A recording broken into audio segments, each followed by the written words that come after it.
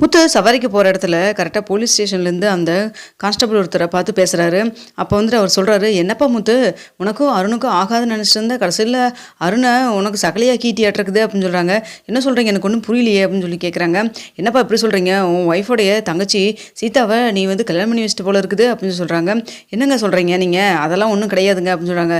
என்னப்பா இப்படி நீ சொல்கிற, நீ உன் ஒய்ஃபில் தான் கூட இருக்காங்க, அந்த ஃபோட்டோ கூட நான் பார்த்தேன் ஸ்டேஷன் எல்லாத்துட்டையும் காமிச்சு, எனக்கு கல்யாணம் முடிஞ்சிச்சு, ரிஜிஸ்ட்ரேஷன் மேரேஜ் முடிஞ்சிச்சு சொல்லிட்டு எல்லாத்துக்கும் ஸ்வீட்டெல்லாம் கொடுத்துட்டு இருந்தானே அப்படின்னு சொல்கிறாங்க. என்னங்க உண்மையால் தான் சொல்கிறீங்களா அப்படின்னு சொல்லி கேட்குறாங்க.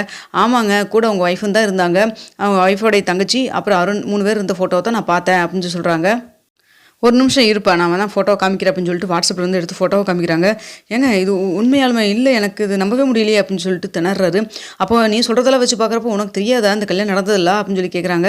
கல்யாணம் எனக்கு தெரியவே தெரியாதுங்க, நான் எதுக்குங்க அவனுக்கு போய் கல்யாணம் பண்ணி வைக்க போகிறேன், நான் இப்போ சீதாவுக்கு மாப்பிள்ளை தான் பார்த்துட்ருக்கிறேன் நான், ஆனால் வந்துட்டு இப்படி கல்யாணம் ரிஜிஸ்ட்ரேஷன் மேரேஜ் முடிஞ்சிச்சுங்கிற விஷயமே எனக்கு தெரியாது, அப்போனா என் பொண்டாடிக்கு தெரியுமா அப்படின்னு சொல்லி கேட்குறாங்க. என்னப்பா முத்து, எல்லோரும் சேர்ந்து இப்படி பண்ணிட்டாங்களே அப்படின்னு சொல்கிறாங்க. அதாங்க நான் எனக்கும் ஒன்றும் புரியலைங்க சார், நீங்கள் சொன்னதெல்லாம் வச்சு நான் பார்க்குறப்போ அவன் வந்து பழசெல்லாம் மனசுக்குள்ளே வச்சுட்டு கஷ்டப்படுத்துவான்னு தோணுச்சு, அதனால தான் சீதாவை கல்யாணம் பண்ணி வைக்க வேண்டாம்னு சொல்லி நினச்சிட்டு நான் அவ்வளோ தூரம் நான் பண்ணிகிட்ருக்கேன், இப்போ இப்படி ஆயிடுச்சு. சரிங்க சார், ரொம்ப தேங்க்ஸுங்க சார், அந்த ஃபோட்டோ மட்டும் கொஞ்சம் என் ஃபோனுக்கு சென்ட் பண்ணி விடுங்க அப்படின்னு சொல்கிறாங்க. ஃபோட்டோவை வாங்கிட்டு வீட்டுக்கு ரொம்ப கோவமாக போகிறாங்க. போயிட்டு அப்பா எங்கப்பாவ அப்படின்னு சொல்லி கேட்குறாங்க. யாரை பற்றி கேட்குற அப்படின்னு சொல்லி கேட்குறாங்க. மீனா தான்ப்பா அப்படின்னு சொல்லி அவள் பூ கொடுக்குறக்கு எங்கேயோ போயிருக்காடா அப்படின்னு சொல்கிறாங்க. பூ கொடுக்க போகிறேன்னு சொல்லிட்டு நம்ம காதில் எல்லாம் பூ வச்சு விட்டாப்பா அப்படின்னு சொல்கிறாங்க. என்னடா பேசுகிறா, அவள் என்னடா பண்ணா பாவம் அப்படின்னு சொல்கிறாங்க. ஆமாப்பா, அவள் பாவம் மாட்டம் மூஞ்சி வச்சுட்டு எல்லா வேலையும் பண்ணிகிட்டு இருக்கிறா அப்படின்னு சொல்கிறாங்க. இதெல்லாம் கேட்டுக்கிற விஜயா ரூம்லேருந்து வெளில வராங்க. இப்போ தான் அவளை பற்றி உனக்கு புரியுதாடா, இத்தனை நாள் அவள் என்ன சொன்னாலும் கரெக்டுன்னு சொல்லிட்டு பூம் பூம் மாடாட்டு மண்டையாடிட்டு இருந்தே இல்லை, இப்போ அது புரியுதே, அவள் எல்லாத்துக்காத்துலையும் பூ தான் சொல்லிக்கிட்டு உட்காந்துருக்குறா அப்படின்னு சொல்கிறாங்க. விஜயா கொஞ்சம் அமைதியாக இருக்கியா, அவனே ஏதோ கோவத்தில் வந்து பேசிட்டு இருக்கிறான், நீ வந்துட்டு காதில் பூ வை அங்கே வை இங்கே வைன்னு சொல்லிட்டு இருக்கிற, நீ கொஞ்சம் அமைதியாக இரு அப்படின்னு சொல்கிறாங்க. என்ன நடந்துச்சு தெளிவாக சொல்லுடா அப்படின்னு சொல்லி கேட்குறாங்க. இல்லைப்பா, சீதாவுக்கு அந்த மாப்பிள்ளை அருண் வேண்டாம் அப்படின்னு சொல்லிட்டு வேறு மாப்பிள்ளை நம்ம பார்க்கலான்னு சொல்லிட்டு நான் உட்காந்து எல்லா பக்கம் கொடுத்து ஜாதகத்தை கொடுத்துட்டுருக்கிறேன். இவன் என்ன வேலை பார்த்து வச்சிருக்கா தெரியுமாப்பா, அதான் அந்த அருணுக்கு சீதாவுக்கும் ரிஜிஸ்ட்ரேஷன் மேரேஜ் முடிச்சிருக்கிறப்ப இங்கே பாருங்கள் ஃபோட்டோவை அப்படின்னு சொல்லி சொல்கிறாங்க. என்னடா இது இவ்வளோ பெரிய காரியத்தை பண்ணாளா அப்படின்னு சொல்லி கேட்குறாங்க. அதாப்பா எனக்கும் எதுவும் நம்பவே முடியல, நான் கரெக்டாக இன்றைக்கி சவாரிக்கு போகிற இடத்துல நான் வந்து அந்த போலீஸ்கார் ஒருத்தர் பார்த்தேன், நான் அன்றைக்கி கூட நமக்கு ஹெல்ப் பண்ணார்ல, கார் லைசன்ஸ் எல்லாம் கேன்சல் பண்ணுன்னு சொல்லிட்டு இருந்தார்ல, அவர் கூட சொன்னார்ல, அந்த அவர் தான் நான் பார்த்தேன்ப்பா, உனக்கும் அவருக்கும் ஆகவே ஆகாது, கடைசியில் உன் ஒய்ஃபோடைய தங்கச்சியை கல்யாணம் பண்ணி வச்சிட்ட போல இருக்கு அப்படின்னு சொன்னார்.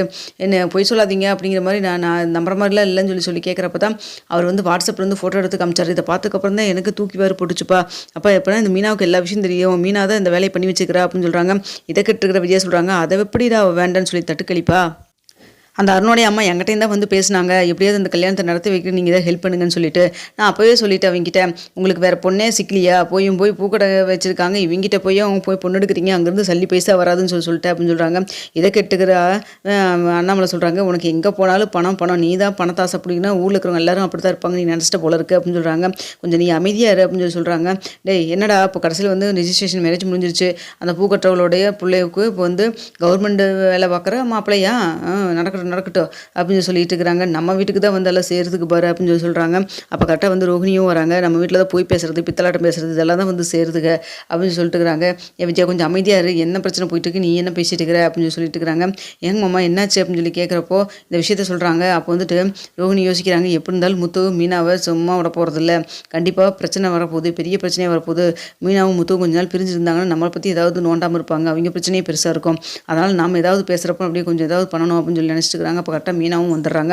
மீனா வந்தோடனே என்ன இது அப்படின்னு சொல்லிட்டு மீனா கிட்ட அந்த ஃபோட்டோவை காமிக்கிறாங்க. இதை பார்த்தோன்னே அது வந்துங்க அப்படின்னு சொல்கிறாங்க. சும்மா இல்லை நல்லா அது இதுன்னு சொல்லாத, எல்லா விஷயம் தெரிஞ்சுக்கிட்டு தான் நான் வந்திருக்கேன் அப்படின்னு சொல்கிறாங்க.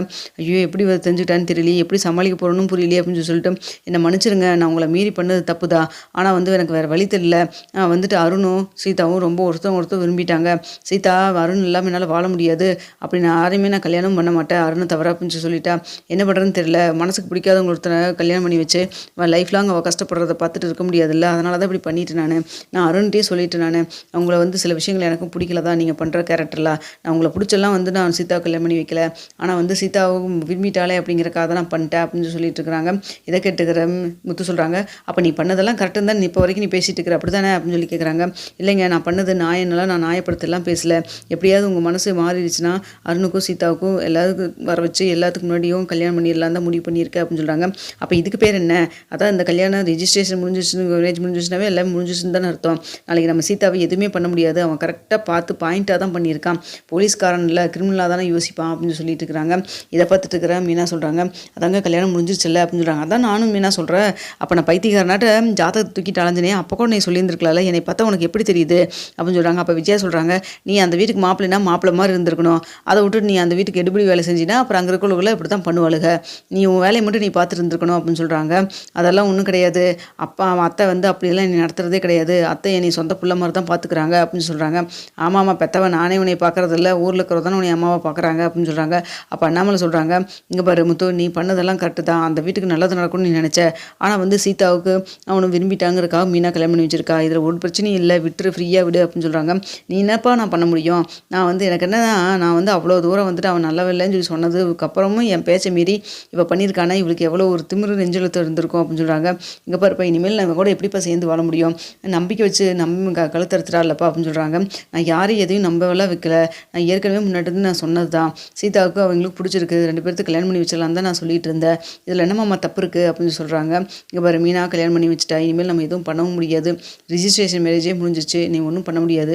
நீ வந்து விட்டுரு, அவங்க சீதாவுக்கும் அருணுக்கும் கல்யாணம் பண்ணி வச்சுட்டு போகிறாங்க அப்படின்னு சொல்கிறாங்க. அப்போ இனிமேல் நான் என்னப்பா பேசுறதுக்கு இருக்குது? அதான் பெரிய மனுஷியாக எல்லாமே முடிவெடுத்துட்டால, சீதாவுக்கும் அருணுக்கும் ஜாம்னு எல்லாத்தையும் கூப்பிட்டு கல்யாணம் பண்ண வைக்க சொல்லிடுங்கப்பா. அத்தையும் முன்னாடி நின்று பண்ண சொல்லுங்கள், எனக்கு ஒரு பிரச்சனை கிடையாது. ஆனால் என்ன ஒன்று இனிமேல் நான் வந்து அங்கே நான் வரவு போகிறதில்ல. ஏன்னா நானும் அந்த வீட்டுக்கு பொண்ணு எடுத்திருக்கேன், அவனும் பொண்ணு எடுத்திருக்கான். எனக்கு அவனுக்கு ஒத்து வராது. அது மட்டும் இல்லாமல் அவன் படித்தவன், கவர்மெண்ட் வேலையில் இருக்கான், கை நிறைய சம்பாதிக்கிறான். அதனால் வந்து அவனுக்கு இருக்கிற மதிப்பு வேறையாக இருக்கும். என்னை யாருப்பா மதிக்க போகிறாங்க அப்படின்னு சொல்கிறாங்க. ஏங்க இப்படிலாம் நினச்சிக்கிறீங்க? அப்படிலாம் ஒன்றும் கிடையாது அப்படின்னு சொல்கிறாங்க. அப்போ ரோஹிணி தான் சான்ஸ்ன்னு சொல்லிட்டு மீனாவுக்கும் முத்துவுக்கும் சண்டை போடுற விதமாக, ஏன் மீனா, அவர் தான் அவ்வளோ தூரம் சொன்னார்ல, முத்து எதாவது இருந்தாலும் நல்லா யோசிச்சு பார்த்து பண்ணுவார், முன்கோபி தான் இல்லையே நல்லா சொல்லலை, ஆனால் அதான் கரெக்டாக டெசிஷன் தான் எடுப்பார்.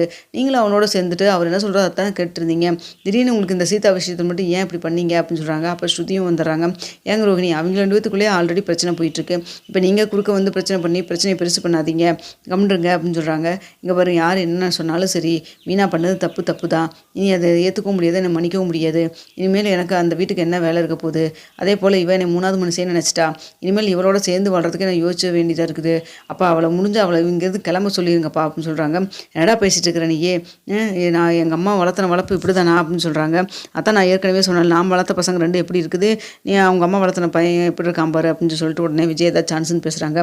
நீ கொஞ்சம் அமைதியாக இரு அப்படின்னு சொல்கிறாங்க. ஆமாம், எதுக்கு எடுத்தாலும் என் வேலையை அடைச்சிட்ருங்க. இவன் வந்துடுவா முத்துவோடைய பேச்சை மீறி போய் கல்யாணம் பண்ணிட்டு வந்துருக்குறா, அதெல்லாம் கேட்க மாட்டீங்க, என்னை வாயவே அடைச்சிட்ருங்க அப்படின்னு சொல்கிறாங்க. அதான் நடந்து முடிஞ்ச விஷயத்தை போய் நம்ம இனிமேல் என்ன பேசுறதுக்கு இருக்குது? முத்து கொஞ்சம் அமைதியாக இரு முத்து, நீ சொல்கிறதும் கரெக்டு தான். ஆனால் இருந்தாலுமே வந்து அவள் சீதா விஷயத்தில் சீதாவுக்கு மனசுக்கு பிடிச்ச மாப்பிள்ளையை கல்யாணம் பண்ணி வைக்கலாம்னு நினச்சிட்டா. மற்றபடி அவன் மேலேயும் தப்பு இல்லை, உண்மையிலையும் தப்பு இல்லைடா அப்படின்னு சொல்கிறாங்க. அப்போ உங்களை மாதிரிலாம் பெருந்தன்மையாக நல்லா போக முடியாதுப்பா. இனிமேல் அவனை பார்த்தாவே எனக்கு பிடிக்கிறது இல்லை. அவன் நல்லவனும் கிடையாதுப்பா. நல்லவனாக இருந்தால் கூட பிரச்சனையே நான் விட்டுருப்பேன்ப்பா. எனக்கு அவனுக்கு பிரச்சனை இருந்தால் கூட அவனவே நான் கல்யாணம் பண்ணி வச்சுருப்பேன். ஆனால் அப்படி கிடையாதே, அவன் நல்லவனும் கிடையாதே. மனசுக்குள்ளே வச்சுக்கிட்டு நயம் வச்சுக்கமே என்ன பண்ணுவான்? என் மேலே இருக்கிற கோவத்தில் சீதா மேலே காமிச்சா என்ன பண்ண முடியும் அப்படின்னு சொல்கிறாங்க. அதெல்லாம் அப்படிலாம் பண்ண மாட்டார் அப்படிங்கிற மாதிரி மீனா சொல்கிறாங்க. இப்படியே நம்பு, நான் சொல்கிறதெல்லாம் நீ நம்பிடாத அப்படின்னு